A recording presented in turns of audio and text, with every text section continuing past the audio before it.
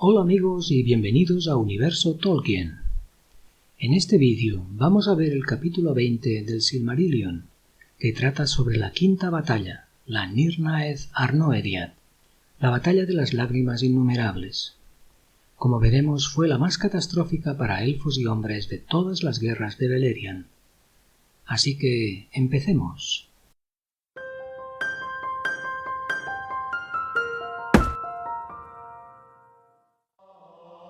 Después de las grandes hazañas de Beren y Lúthien, que se cantaron en toda Beleriand, el corazón de Maedhros se animó al ver que Morgoth no era invulnerable del todo, y puso en marcha un plan, conocido como la Unión de Maedhros, para unir nuevamente a elfos y hombres y atacar la fortaleza del enemigo. Pero no obtuvo toda la ayuda esperada, pues por el mal comportamiento de Celegorm y Curfin, Orodreth no acudió, y solamente una pequeña compañía al mando de Windor salió de Nargothrond para marchar bajo el estandarte de Fingon. También se unieron a la hueste de Fingon Beleg y Mablung de Doriath, los únicos que acudieron de ese reino al llamado de Maedhros, pues los hijos de Fëanor, obligados por el juramento, enviaron mensajeros al rey Thingol exigiéndole la entrega del Silmaril. Melian aconsejó ceder, pero Thingol se enojó con la altanería y amenazas de Maedhros y sus hermanos, y despidió a los mensajeros con palabras de desprecio. Sin embargo, Maedhros consiguió la ayuda de los enanos de Nogroth y Belegost, tanto en armamento como en huestes. También reunió a los hombres cetrinos llegados del este, capitaneados por Bor y Ulfang. Además, en el oeste, Fingon, siempre amigo de Maedhros, preparó a su ejército en Hithlum y con él los hombres de la casa de Hador, con Húrin al frente, afilaron sus espadas para la guerra. También llegaron refuerzos desde el bosque de Brethil, pues los Haladin enviaron a sus huestes para combatir contra Morgoth. Pero Maedhros se arriesgó demasiado pronto, antes de que los planes estuvieran completos, y Morgoth se enteró de los planes de los elfos y envió muchos espías y traidores, que eran hombres desleales que le servían en secreto. Al fin Maedhros reunió a todas las fuerzas de elfos, hombres y enanos que pudo, y se propuso atacar a Angband él desde el este y Fingon desde el oeste, pero haciendo salir previamente a los ejércitos de Morgoth, pues pensaba atraparles entre el martillo y el yunque. Llegó pues el día de la batalla y las trompetas de los elfos saludaron la salida del sol. En el este se izó el estandarte de Maedhros y sus hermanos, y en el oeste el estandarte de Fingon, rey supremo de los Noldor, y el ejército de Fingon estaba en orden de batalla, pero oculto en los valles y bosques al este de las Ered Weathrin. Entonces Fingon miró hacia el este, intentando ver con vista élfica el polvo de Anfauglith que se levantaría bajo las huestes de Maedhros, pero no sabía que la marcha de Maedhros había sido impedida por la astucia de Uldor, el traidor, que lo engañó con falsas advertencias de ataque desde Angband. Sin embargo, pronto se oyó un grito que avanzó por el viento desde el sur, de valle en valle, y los elfos y los hombres alzaron sus voces con alegría, pues aunque nadie lo había llamado y nadie lo esperaba, Turgon había abierto el cerco de Gondolin y avanzaba con un ejército de 10.000 soldados, con brillantes cotas de malla y largas espadas y lanzas como un bosque. Entonces, cuando Fingon oyó desde lejos la gran trompeta de su hermano Turgon, se alegró y gritó con voz fuerte: «El día ha llegado, mirad, pueblo de elfos y padres de los hombres, el día ha llegado». Ahora bien, Morgoth confiaba que sus sirvientes traidores podrían detener la marcha de Maedhros y quería hacer salir de las colinas al ejército de Fingon. Para ello envió una fuerza grande en apariencia y, sin embargo, solamente una parte de la que tenía preparada. Entonces, cuando los Noldor los vieron, sus capitanes desearon atacar al enemigo en la llanura, pero Húrin se opuso y les pidió que se cuidaran de la astucia de Morgoth, que siempre aparentaba tener pocas fuerzas y un propósito que no era el verdadero. Así pues, el ejército de Morgoth siguió avanzando, y al ver que sus enemigos no salían de las colinas, el capitán de Morgoth envió jinetes con señales de parlamento y cabalgaron hasta la parte exterior de la Barad Eithel. Con ellos llevaban a Gelmir de Nargothrond, y los heraldos de Angband lo mostraron dando gritos, y le rebanaron las manos y los pies, y por último la cabeza, a la vista de los elfos.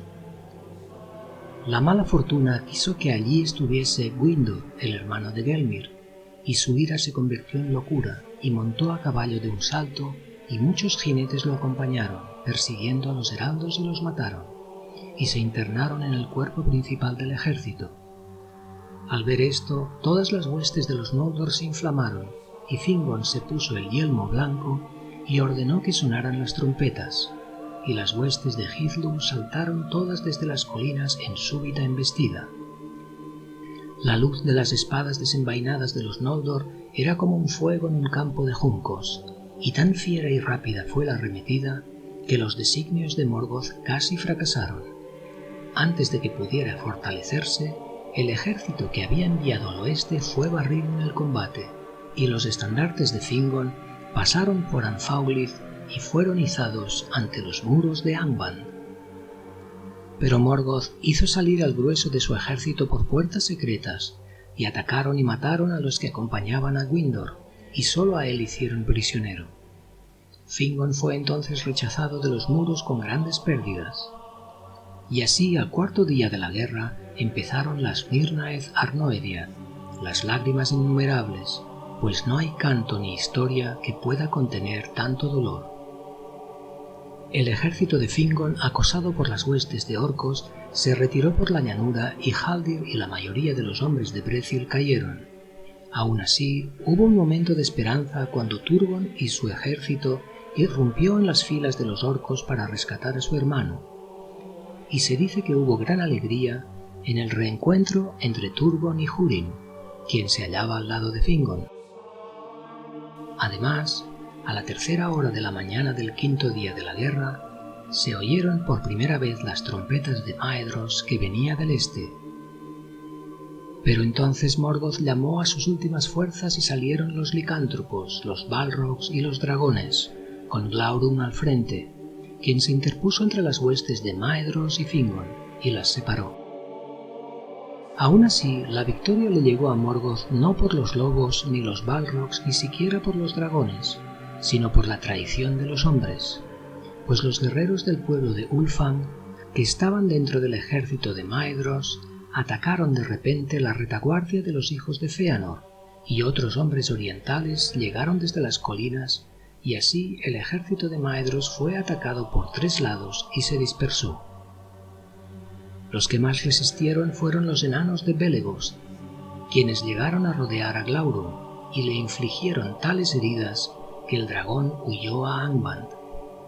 Aún así, Azaghal, el señor de los Naugrim, cayó en la batalla.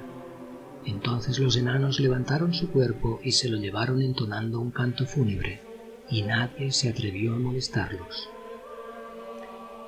Mientras tanto, en la batalla occidental, Fingon y Turgon fueron atacados por una ola de enemigos 3 veces mayor que todas las fuerzas que les quedaban. Había llegado Gothmog, señor de los Balrogs, alto capitán de Angband, y metió una cuña en medio de las huestes de los elfos, rodeando al rey Fingon y rechazando a Turgon y a Húrin hacia el marjal de Serech.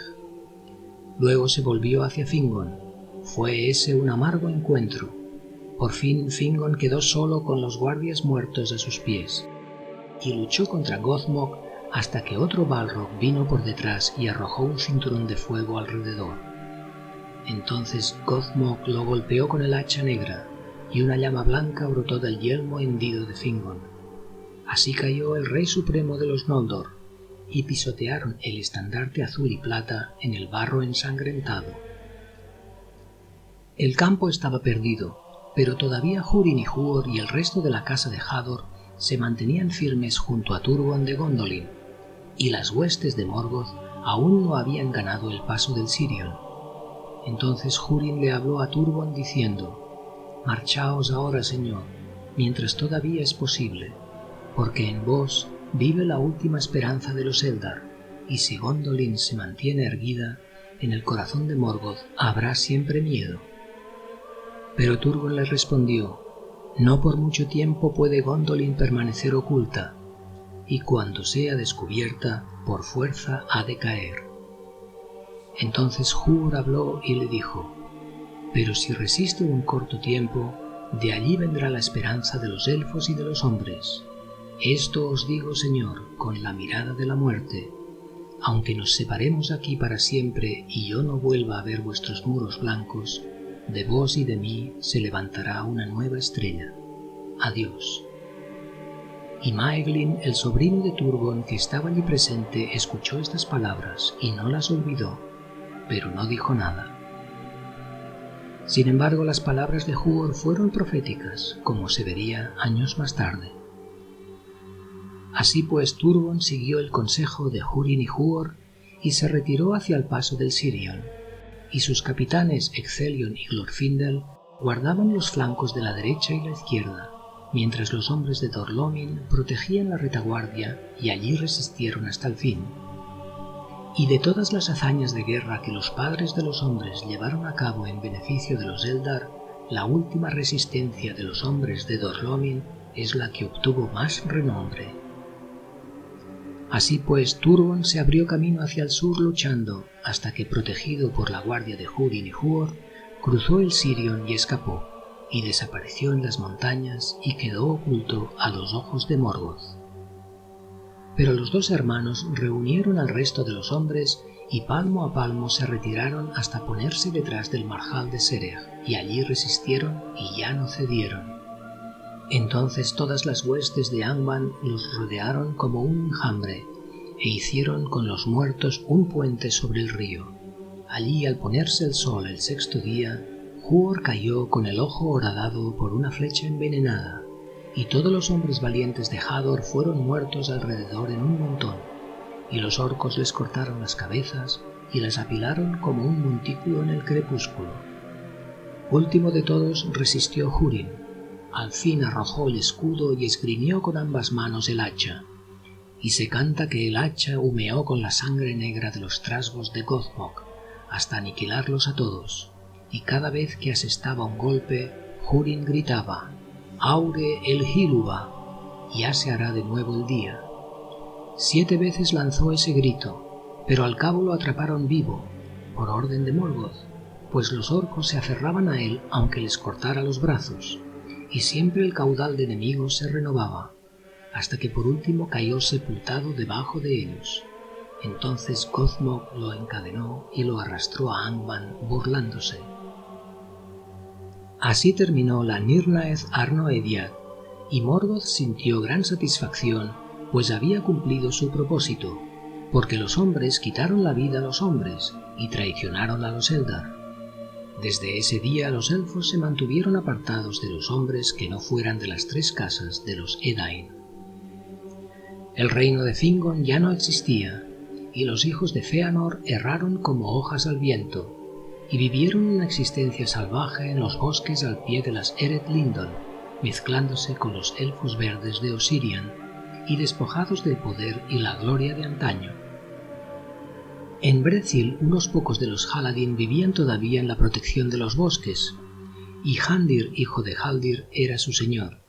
Pero de las huestes de Fingon nadie volvió nunca a Hithlum, ni tampoco ninguno de los hombres de la casa de Hador, ni hubo nuevas de la batalla ni de la suerte corrida por sus señores.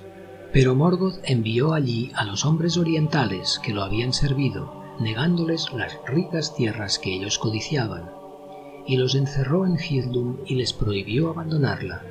Esa fue la recompensa que les dio por haber traicionado a Maedhros, saquear y vejar a los ancianos y las mujeres y los niños del pueblo de Hador.